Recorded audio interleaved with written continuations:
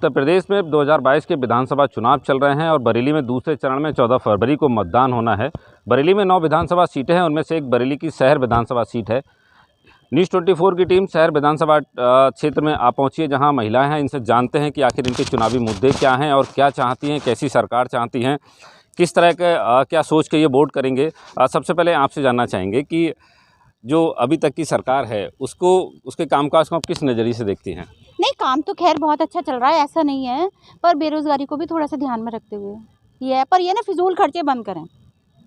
गरीब आदमी है, चलो ठीक है, रिक्शे वाला है, उसको राशन वगैरह सब देना है, पर पीने में तो उसकी कोई कमी नहीं है ना। पहले बंद होनी चाहिए ना, पीने पे भी तो लगाम लगनी चाहिए। केवल रोना ही रोना है और घर के लिए खर्चे के लिए सब कुछ करना है। भाई इस चीज़ पे थोड़ा लगाम लगाओ ना कि टैक्स ले रहे हो ठीक है, पर टैक्स का गलत हो रहा है ना इस्तेमाल।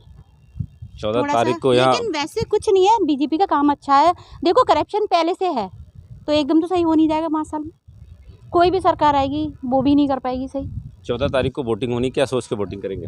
वोटिंग तो खैर मोदी जी को ही करेंगे, मोदी जी बस। हाँ, बीजेपी को ही देंगे वोट, ये है। हमारे साथ और भी हैं, आपसे जानना चाहेंगे, इस टाइम चंद दिन बाद चुनाव है, कैसी सरकार चाहते हैं आप?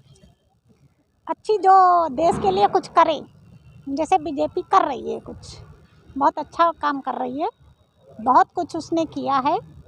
जो एक और सरकार आई, बहुत आई, लेकिन उन्होंने कुछ इतना नहीं किया, मतलब डेवलपमेंट दिख रहा है।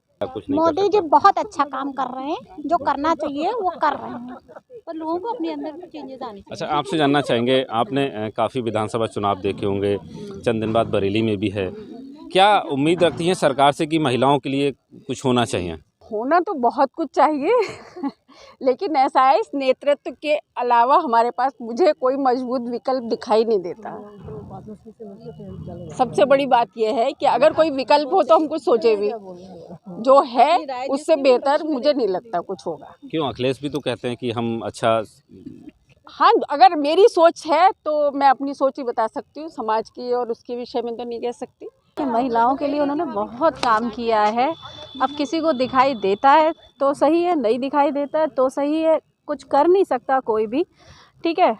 और रही और सरकारों की बात, तो मैं तो नहीं मानती कि कुछ करा है, ऐसा करा है कि कुछ बहुत योगदान दिया है देश के लिए उन्होंने, कुछ है ना। तो मैं फ़िलहाल कुछ ज़्यादा नहीं बोलूँगी, मैं सिर्फ अपने देश के लिए सोचती हूँ, देश के लिए ही बोलती हूँ, मुझे अपने लिए नहीं सोचती हूँ बिल्कुल भी, ठीक है। प्रियंका गांधी कहती हैं कि हम महिलाओं आदि की बात करते हैं, महिलाओं को साथ लेके बात करती हैं। प्रियंका गांधी बैठे अपने घर में, ठीक है, बहुत स्ट्रेट फॉरवर्ड हूँ मैं, है ना। प्रियंका गांधी बैठे अपने घर में, लेकिन देश को योगी और मोदी ही चला पाएंगे, इसके अलावा सब अपंग हैं, बस। कोई नहीं चला सकता। कोई नहीं चला सकता। अच्छा, हमारे साथ और भी महिलाएं हैं, आपसे जानना चाहेंगे, इनका कहना है कि योगी मोदी ही चला सकते हैं और कोई नहीं चला सकता देश को। नहीं, ऐसी कोई बात नहीं है कि कोई नहीं चला सकता है। सब तरह का, सब अपने टाइम पे हर लीडर ने चलाया ही है। विकास तो एक सतत चल ही रहा है, ऐसा नहीं है कि विकास सिर्फ अभी हुआ है, विकास तो हमेशा हुआ है। लेकिन जो 2-3 इसकी चीज़ें हैं मोदी जी की या योगी जी की, इन्होंने जो 370 ख़त्म किया या अयोध्या का है, या जो निर्णय लेने की क्षमता है, वो जितनी योगी जी के अंदर है वो किसी में नहीं है। जैसे इन्होंने माफिया के खिलाफ या आपराधिक लोगों के खिलाफ जितनी सशक्तता से काम किया है वो कोई और नहीं कर सकता। महंगाई है तो तनख्वाहें भी तो इतनी है, किसने सुनी थी लाखों में? 50-50 लाख के पैकेज ऐसे मिल रहे हैं।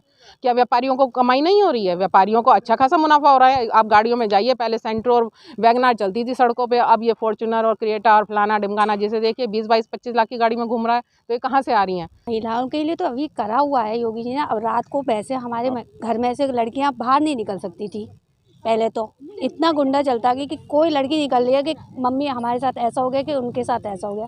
इस राज में वो बात नहीं रही है इनके आने से, कि लड़कियां महिलाएं सुरक्षित महसूस करती हैं। एक सम्मानजनक शब्द भी मिला है। सम्मानजनक शब्द, और ये मुसलमानों के खिलाफ जो उन्होंने 3 तलाक का भी करा है, वो सब इन्होंने अच्छा करा है। ये भी बहुत अच्छा दिन है, मतलब मतदान का दिवस बहुत अच्छा होता है। सबसे वैलेंटाइन डे से पहले तो हमारा मतदान के दिवस से पहले तो वहीं जाएंगे। वैलेंटाइन डे से लोग मनाती हैं, ऐसा पहली बार हुआ है कि इतने अच्छे दिन पे ये दिन पड़ा हुआ है मतदान का दिवस, और सभी जाएंगे वोट देने। तो बेरोजगारी बढ़ती जा रही है, इतनी बेरोजगारी है, और सबसे ज़्यादा कोरोना को लेकर ड्रामा कर रखा है और बेरोजगारी ही बढ़ी। मैं अब चाहूँगी सरकार ऐसी आए कि सब चीज़ों पे आम आदमी की सुने। एक नंबर ऐसा होना चाहिए जो आम आदमी की हर एक शिकायत जाए सिर्फ मिडिल क्लास वाला मर रहा है, लोअर मर रहा है, और हाई तो कभी मरा ही नहीं। कम से कम हर चीज़ का मूल्य रखें जिससे गरीब जनता खरीद सके, अपने बच्चों का पेट पाल सके। बहुत परेशान है गरीब जनता इस तो चक्कर में। मतदान वाले दिन क्या होगा, क्या बदलाव की उम्मीद है, क्या है? लगता तो नहीं है कुछ बदलाव होगा, लेकिन हम लोग वोट तो देंगे ही, अपनी इच्छा तो पूरी करेंगे ही। तो कैसे चोट करेंगे वोट की?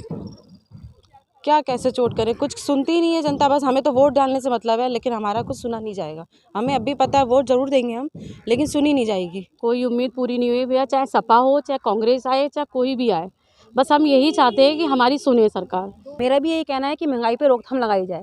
सरकार ने काम तो बहुत किए हैं, देश की तरक्की के लिए बहुत काम किए, लेकिन आम जनता के लिए उन्होंने कुछ भी नहीं किया है। कोई हेल्प नहीं की है। क्या हेल्प की है? क्या व्यापारी वहाँ बैठे बैठे व्यापारी को तो सबसे बड़ी चोट लगी है। सर्विस क्लास तो फिर भी खुश है, उसकी कम से कम सैलरी तो आ रही थी। पर व्यापारी का क्या है, बंद हुई दुकान, काम बंद, घर में रहो आराम से। मिडिल क्लास वाली अगर होगी सरकार तब तो मिडिल क्लास के लिए सोचेगी ना। जब उनको पता है कि हमें अपने बड़े बड़े लोगों को ही आगे बढ़ाना है, तो मिडिल क्लास वाले तो गए वैसे भी काम से। कि बीजेपी की सरकार ही आए। बीजेपी की सरकार आए। गवर्नमेंट टीचर्स के लिए पुरानी पेंशन तो बहुत ज़रूरी होता है। तो क्या लग रहा है, टीचर जो है वो किधर जा रहा है, किधर रुक है? टीचर्स का रुख थोड़ा बदल तो रहा है।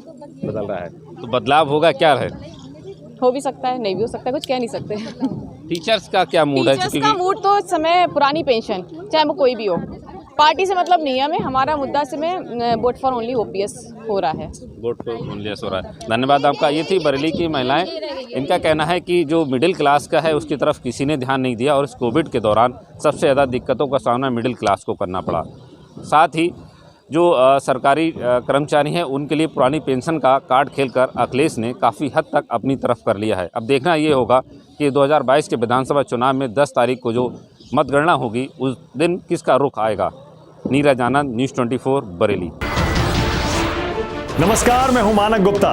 अगर आपको हमारा ये वीडियो पसंद आया हो तो इसे लाइक और शेयर जरूर करें, और हाँ, हमें सब्सक्राइब और फॉलो करना ना भूलें ताकि आप देश और दुनिया की कोई खबर मिस ना करें। तो जुड़े रहिए हमारे साथ और देखते रहिए न्यूज़ 24।